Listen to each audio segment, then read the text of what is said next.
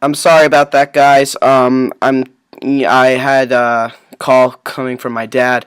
Um, so yeah, this video is gonna have to be divided into two parts. Unfortunately, this is still episode 130 of Hockey on the Spot.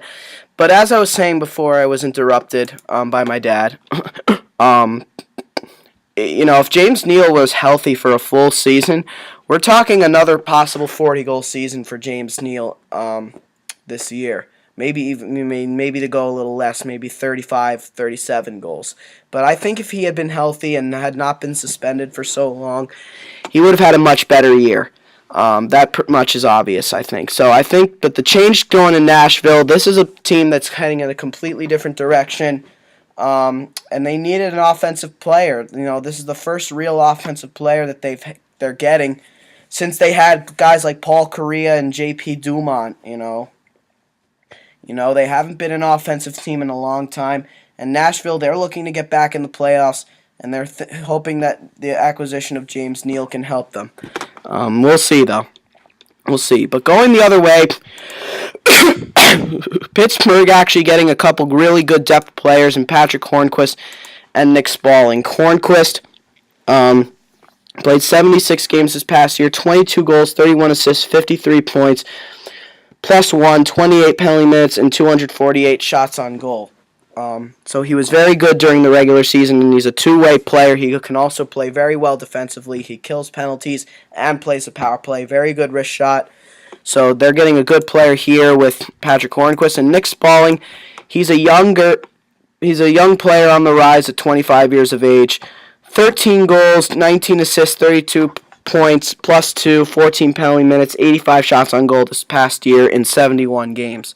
So, and he's a good, very good defensive player. So, very, very good defensive player.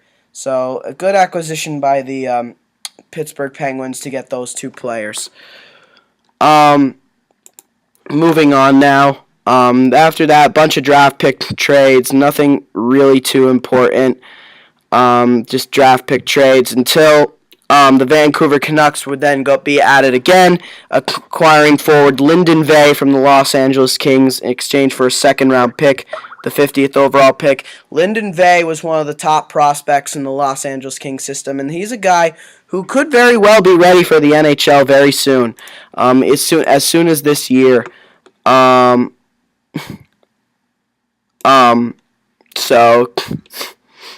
He played 18 games this past regular season, did not have a goal, but he had 5 assists and 8 shots on goal, even in plus-minus, no penalty minutes. But this is a guy who is going to be a scorer. He's 22 years of age, so he's still young. He'll be 23 in July. He didn't play in the playoffs either, and he did not get his name engraved on the Stanley Cup. He didn't play enough games, but he'll fit in very nicely in Vancouver with guys like for the LA Kings, with guys like Tyler Toffoli and Tanner Pearson coming up, and considering what they already have up front, there's no room in the lineup for a prospect like Lyndon Vay, despite the kind of hype he is going to get. He'll be one of the top prospects in Vancouver, and like I said, he probably is ready to play in the NHL this year.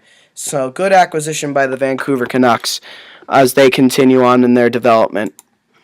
The St. Louis Blues acquired defenseman Carl Gunnarsson from the Toronto Maple Leafs in exchange for Rowan Polak and a 4th-round pick from this past draft. Pretty much a swap of similar type defensemen. The only difference is the handedness. Roman Polak is right-handed, and Carl Gunnarsson is left-handed.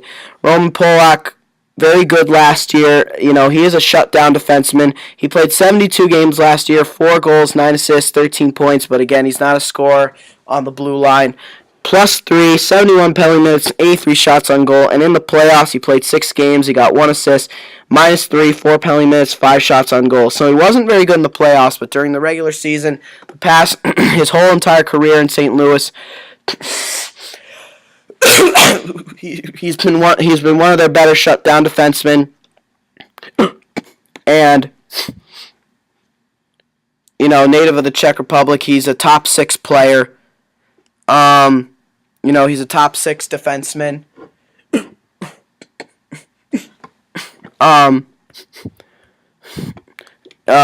He's a top 6 defenseman.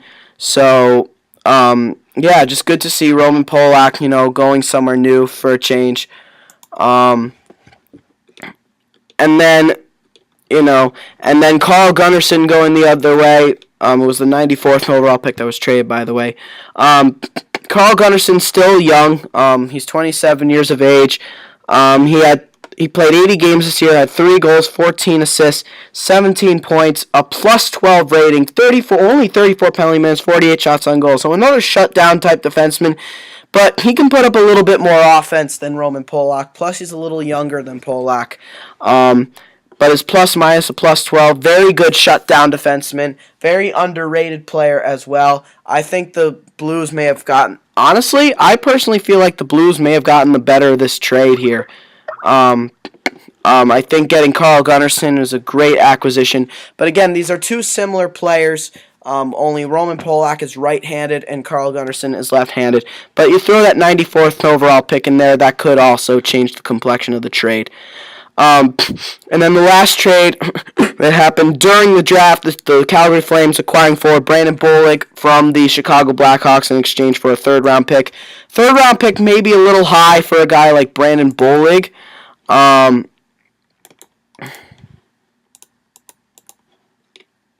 But this is a fourth-line player. I believe he had a pretty good year this past year, if I recall.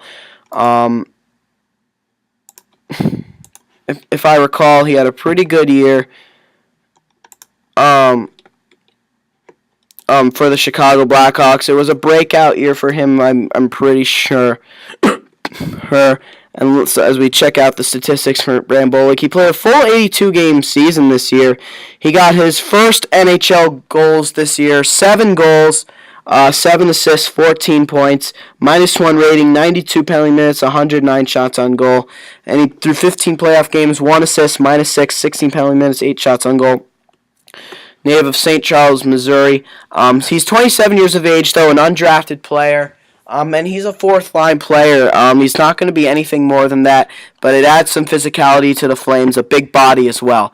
So we'll see. It's going to be very interesting to see how he plays on the Flames, under less pressure too. Even though they're a Canadian team, they're not as high of a market as a team like Chicago, who has been so successful throughout the past couple of years. And then we had a trio of trades by the Tampa Bay Lightning. First, they went on to acquire forward Sam Gagner from the Edmonton Oilers in exchange for forward Teddy Purcell.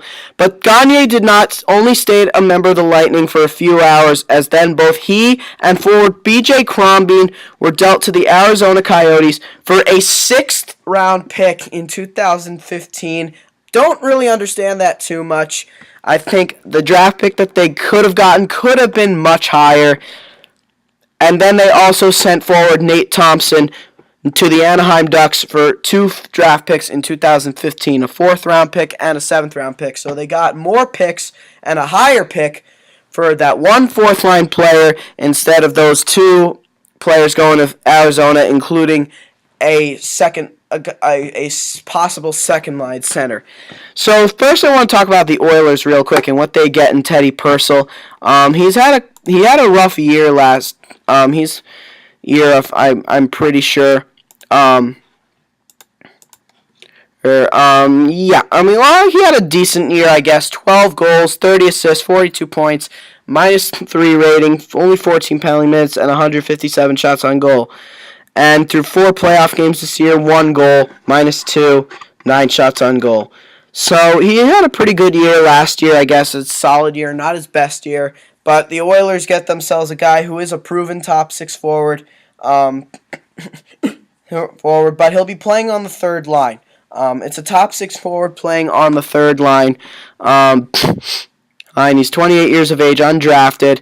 And he's a big body, too, with excellent hands. So Oilers getting themselves another skilled player. This is a guy who plays in the who's a skilled player, and that's what the Oilers pretty much are. They are a skilled team, and to see Purcell get there, that just adds more depth and gives should give one more reason to believe that the Oilers could possibly finally end their playoff drought this year.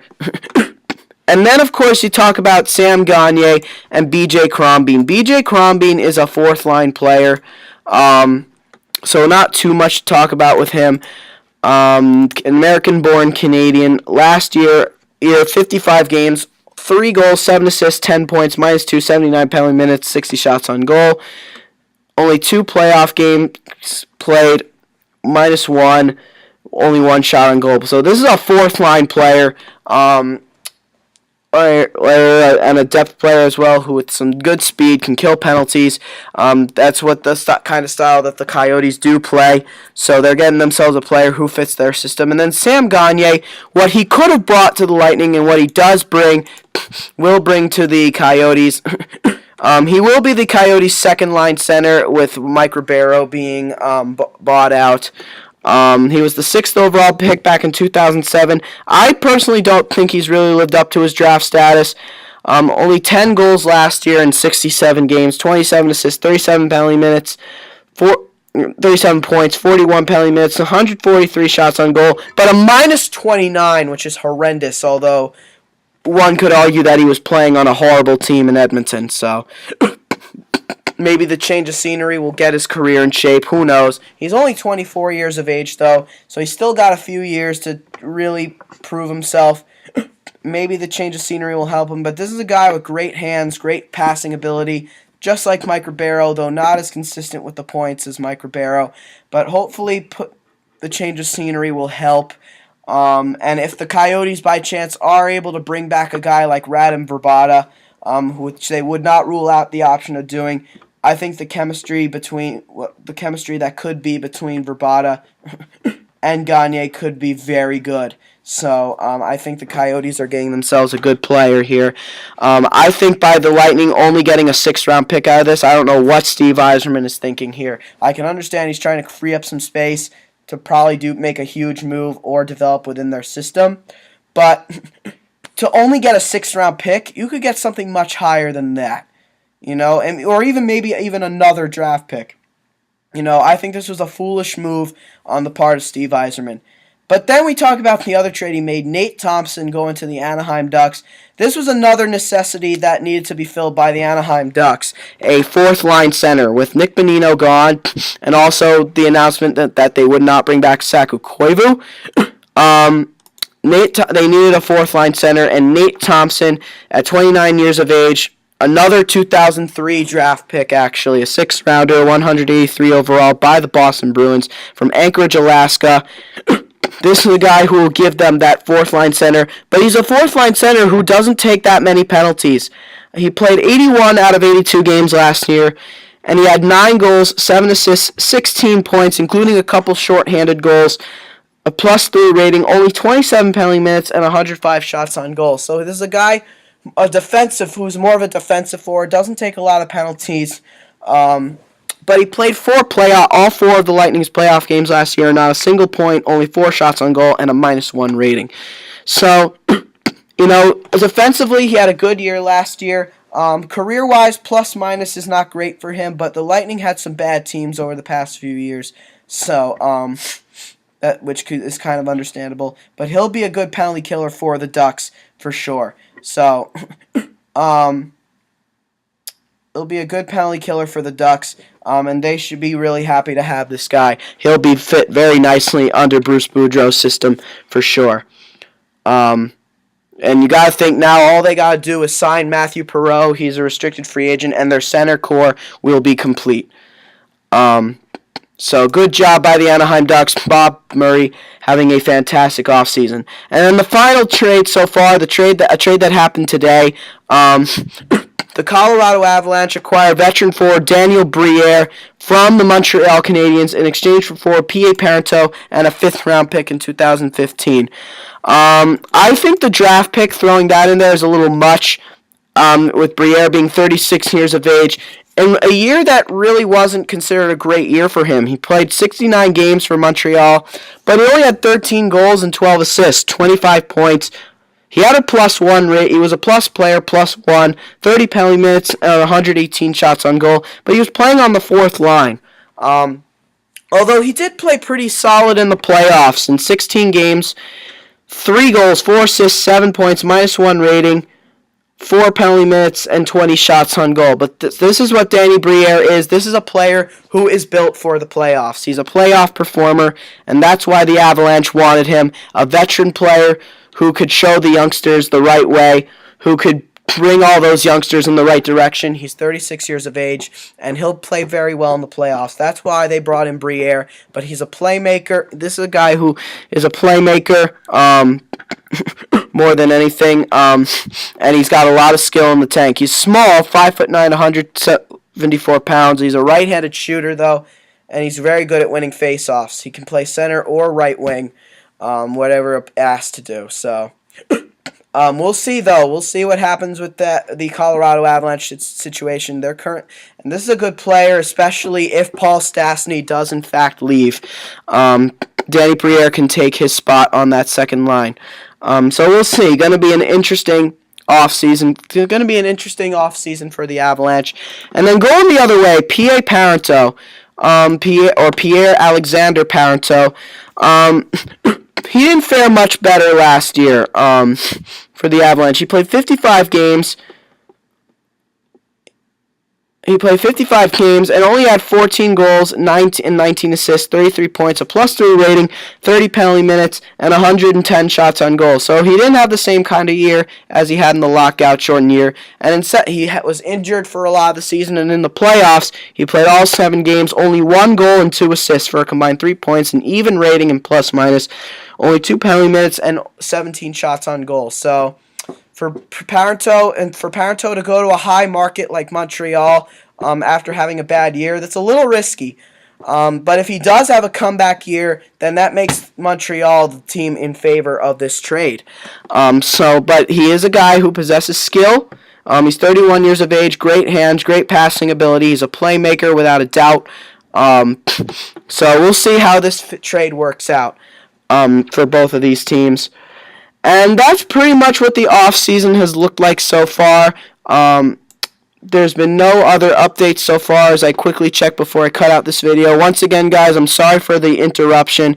My dad had to come down and talk to me about something. So this video will be divided into 2 parts, as I'm not willing to redo this video because of how long I've gone already. So, but a lot to talk about and a lot to look forward to as tomorrow the free agent frenzy begins. Teams are now unrestricted free agents are now allowed to sign as of tomorrow, and tomorrow is Canada Day. So a lot to look forward to. We have the 4th of July coming up. I will have another video coming out this week. It'll probably be the day 1 signings. Because there is a show all about the free agent frenzy that will be on tomorrow. Looking forward to that. So be sure to check it out for those of you who have the NHL Network. Until then, though, that'll do it for episode 130 of Hockey on the Spot. This has been Hockey on the Spot with Brandon Barrenfeld. I'm Brandon Barrenfeld. I will catch you guys in the next couple days when the free agent frenzy begins. Thank you guys, and have a great day.